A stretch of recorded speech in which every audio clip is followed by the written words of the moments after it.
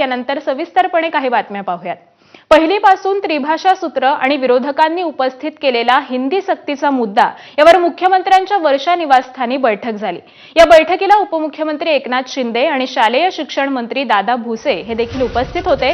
दरम्यान त्रिभाषा सूत्रांवर सर्व संबंधितांशी बोलूनच अंतिम निर्णय घेणार असल्याचं मुख्यमंत्री देवेंद्र फडणवीसांनी स्पष्ट केलंय। तर विद्यार्थ्यांच्या हिताचा निर्णय घेणार असल्याचं दादा भुसे यांनी देखील सांगितलेलं आहे। त्यामुळे काल वर्षा निवासस्थानी मुख्यमंत्री फडणवीसांची ही बैठक पार पडली आहे। हे धोरण ठरवत असताना आपल्या या महाराष्ट्राच्या राज्याच्या विद्यार्थ्यांचं हित भविष्याच्या दृष्टिकोनातून ज्या मुद्द्यांवर आधारित निर्धारित करण्यात आलेलं होतं त्याचं माहिती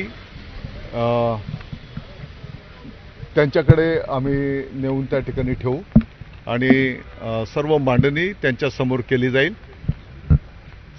त्यांचेही जे काही मतप्रदर्शन असेल, ज्या काही सूचना असतील तर त्याही त्या ठिकाणी ऐकून घेतल्या जातील आणि ह्या सर्वांचं मनोगत घेऊन माननीय मुख्यमंत्री महोदय, माननीय उपमुख्यमंत्री महोदयांच्याकडे लवकरात लवकर ते आम्ही नेऊ आणि या संदर्भातला निर्णय त्या ठिकाणी फायनल केला जाईल।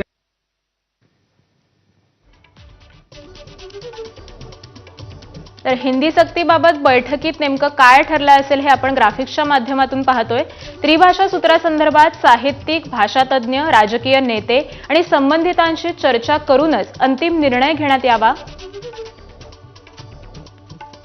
नवीन शैक्षणिक धोरणाअंतर्गत मराठी मुलांचं नुकसान होऊ नये, त्याचबरोबर इतरही पर्यायांवर सर्वांसाठी समग्र सादरीकरण करण्याचा निर्णय घेण्यात यावा।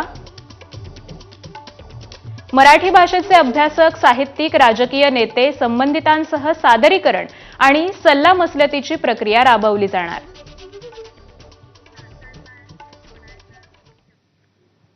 पुढची बातमी पाहूयात। केंद्रीय